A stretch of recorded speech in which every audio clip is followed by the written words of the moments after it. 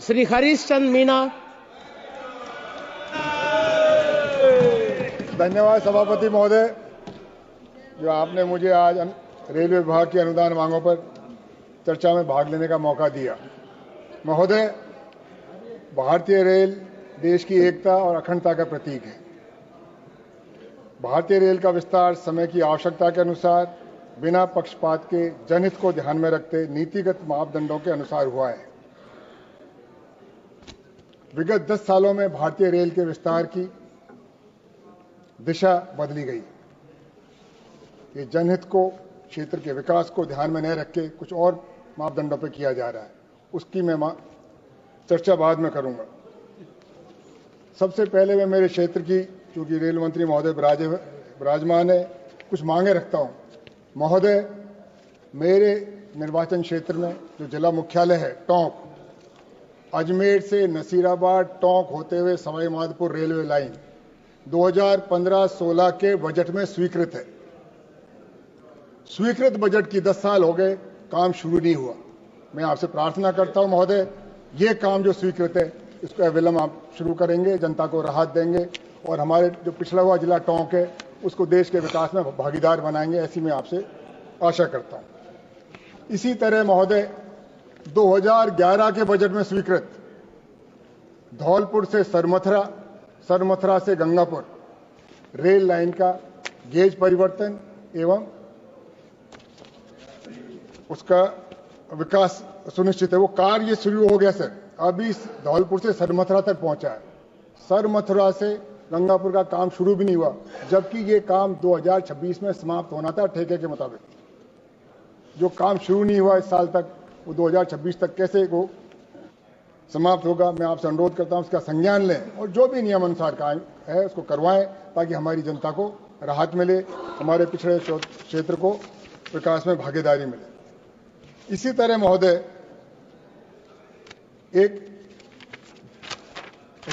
हर railway मंडल में एक आपका लोको शेड होता है।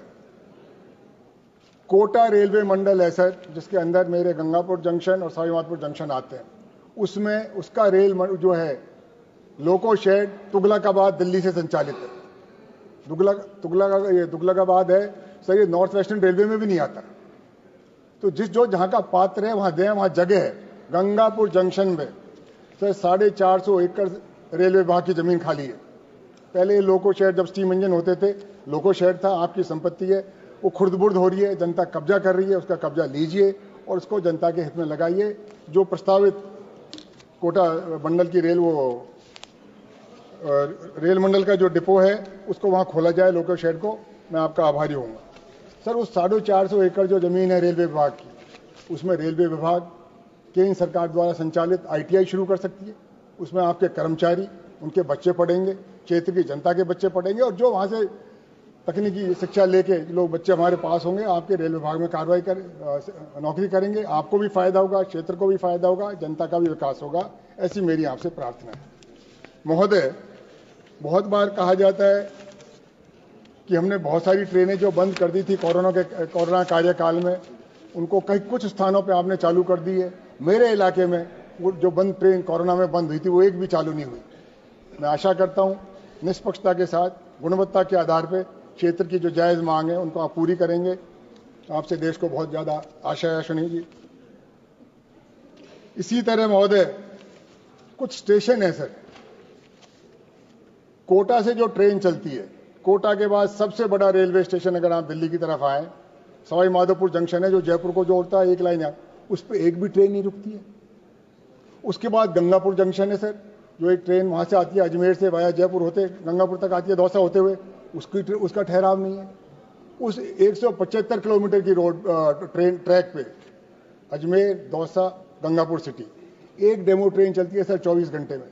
उसकी वो आप बताएं, कम से कम 4-5 ट्रेन तो चला जाओ। आपने 175 किलोमीटर का वो रेलवे ट्रैक बिछा दिया, सरकार का पैसा खर्च किया, जनता की सुविधा के लिए खर्च किया, उसमें ट्रेन तो चलाएं। तो उसकी संख्या 1 से बढ़ा के कम से कम 3-4 तो करें, ताकि जनता को उसका लाभ मिले। ऐसी मैं आपसे प्रार्थना करता हूं महोदय। इसी तरह से एक ट्रेन है इसका ट्रेन का संख्या है वो यूपी में टनकपुर से चलती है और मथुरा जंक्शन तक चलती है और मथुरा में वो 6 घंटे खड़ी रहती है और वापस टनकपुर चल जाती है।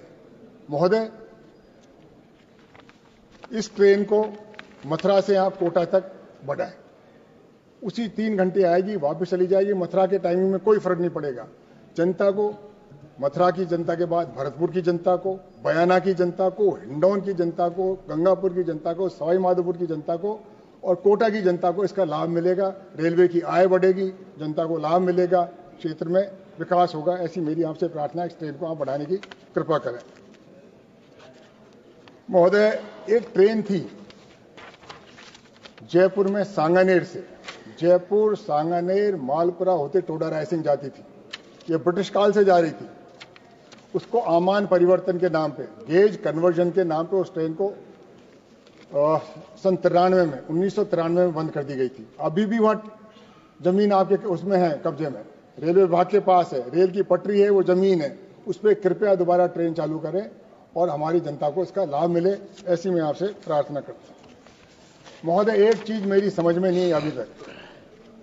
आपने 1,65,000 करोड़ की मुंबई से अहमदाबाद तक एक बुलेट ट्रेन का घोषणा करिए, उस परियोजना पे काम चल रहा है।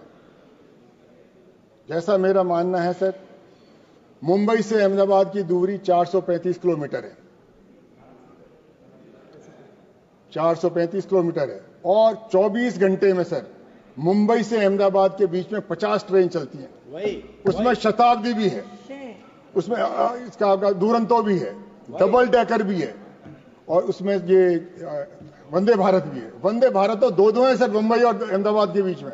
और देखिए नाम, एक मुंबई टू अहमदाबाद वंदे भारत, एक मुंबई टू गांधीनगर अहमदाबाद वंदे भारत। सर क्या फर्क है इसमें? मैं उसके खिलाफ नहीं हूं, पर और क्षेत्रों को तो लाभ दीजिए सर विकास का। रेलवे भारत की संपत्ति है, पूरा भारत से उम्मीद करता है कि भारत को एकता में पिरोएंगे, भारत का विकास करेंगे। सर इसके 50 ट्रेन ही नहीं, मुंबई के और अहमदाबाद के बीच में 25 फ्लाइट हैं प्रतिदिन, डायरेक्ट फ्लाइट सर, उससे जा सकता है। और सड़क देखिए, वहां नेशनल हाईवे है मुंबई और उसके अहमदाबाद के बीच में, एक्सप्रेस वे है, एलिवेटेड रोड है, सुपर एक्सप्रेस वे है, बहुत साधन है आने जाने के। और अगर आपको बुलेट ट्रेन ही बनानी थी तो मुंबई से हैदराबाद क्यों नहीं, मुंबई से बेंगलोर क्यों नहीं, चेन्नई सर, मुंबई से चेन्नई क्यों नहीं, मुंबई से दिल्ली क्यों नहीं? किस एक्सपर्ट ने आपको राय दिया कि हिंदुस्तान में एक ही बुलेट ट्रेन बनेगी और वो भी मुंबई से अहमदाबाद बनेगी? मैं उस एक्सपर्ट की रिपोर्ट देखना चाहता हूं, ताकि हम भी लोग बता रहे थे, हम भी लोगों को बताए कि ये विशेषज्ञों ने ये राय दी थी। विकास सबका होना चाहिए, अहमदाबाद भी हमारे देश का हिस्सा है। जब शुरू में 2014 के पहले राजधानी एक्सप्रेस बनी थी, सब प्रांतों के उसको कैपिटल्स को दी थी। अहमदाबाद को भी राजधानी एक्सप्रेस मिली थी, बम्बई को भी मिली थी, भुवनेश्वर को भी मिली थी, कलकत्ता को भी मिली थी, चेन्नई को भी मिली थी, पटना को मिली थी, बिना पक्षपात के, बिना भेदभाव के, क्योंकि भारतीय रेल भारत के जनता की संपत्ति है। शताब्दी एक्सप्रेस दी थी, सबको दी थी, पर यह ट्रेन किस आधार पर दी है, किस एक्सपर्ट ने आपको बताया? क्योंकि 1,65,000 करोड़ रुपए बहुत ज्यादा होते हैं सर। इससे हमारे जो पूरे किसानों का ऋण माफ हो सकता था, भारत के किसानों को एमएसपी दी जा सकती थी, हमारे रिटायर्ड सरकारी कर्मचारियों को पुरानी पेंशन योजना दी जा सकती थी। क्या क्या इसमें लाभ हो सकते थे सर? हमारे राजस्थान में एक ईआरसीपी योजना है, ईस्टर्न राजस्थान कैनाल प्रोजेक्ट, उसकी 40,000 करोड़ की कीमत है सर। अगर ये पैसा वहां लगा देते तो पूरे राजस्थान के किसानों को पीने का पानी मिल जाता, खेती का पानी मिल जाता। मैं इसलिए बताना चाहता हूं आपसे, अगर ये पैसा आप लगा देते जनहित में, तो इसका बहुत फायदा होता। भारत के 300 पिछड़े जिलों में, 3 से पिछड़े जिलों में अगर आप 500 करोड़ रुपए प्रति जिला देते तो वहां मेडिकल कॉलेज खुल जाती, इंजीनियरिंग कॉलेज खुल जाती, कितने लाखों लोगों का फायदा होता, कितने प्रदेश के जिलों का फायदा होता। ये में प्राथमिकता हमको तय करनी पड़ेगी। प्राथमिकता हमारी क्या है? देश का विकास, सबका साथ, सबका विकास, या कुछ का विकास? ये हमको चिंता करनी है सर। इसी तरह से 2014 तक रेलवे में 16.5 लाख कर्मचारी थे, 16,50,000। आज 12 लाख उनकी संख्या रह गई, 450 लाख पद, 4 लाख पद खाली हो गए। पद ही नहीं खाली हुए, आरक्षण समाप्त कर दिया जो संविधान में दिया हुआ था। आपकी ये चाहल है कि गरीबों को आरक्षण का लाभ नहीं मिले, उनको कैसे वंचित करें।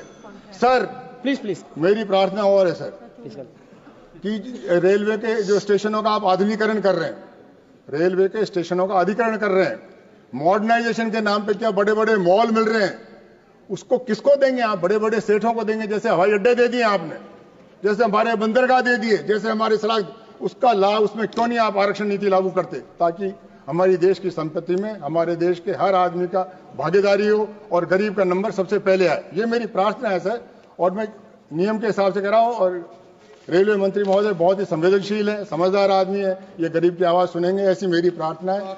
मेरे प्रांत के हैं वो अलग बात है, हम दोनों एक ही प्रांत के हैं, वो हमारी भाईबंदी है। सर इसीलिए मेरी आपसे अनुरोध है कि जो चीज पेंडिंग है, जो आपके हाथ में है, जो नियम अनुसार है, उसको निष्पक्षता के साथ, तक हम भी कहें कि हमारी सरकार है, भारत की सरकार है, मोदी जी बीजेपी के हो सकते हैं, प्रधानमंत्री हमारे, हमें भी गर्व है हमारे देश का प्रधानमंत्री मजबूत हो, पर हमको सबको साथ लेके तो चले। हमें जब आप पीछे छोड़ जाओगे बिना किसी आधार पे और किसी का विकास करोगे, सर ये थोड़ा सा दिल दुखता है। तो मेरी प्रार्थना है सबका साथ हो, सबका विकास हो, और कुछ लोगों का, क्योंकि सर ये धीरे धीरे जैसे हवाई अड्डे चले गए सर, उन्हीं लोगों के पास चले गए, ये बंदरगाह उन्हीं के पास चले गए। मुझे डर लगता है ये रेलवे लाइन का ऐसे नहीं है, बुलेट ट्रेन जो बन रही है बाद में संचालन के लिए उन्हीं लोगों के पास चली जाए और एकाधिकार हो जाए। तो मैं प्रार्थना करता हूं ये भारतीय रेल की संपत्ति है, भारत सरकार की रहे। धन्यवाद सरकार। जय हिंद, जय भारत।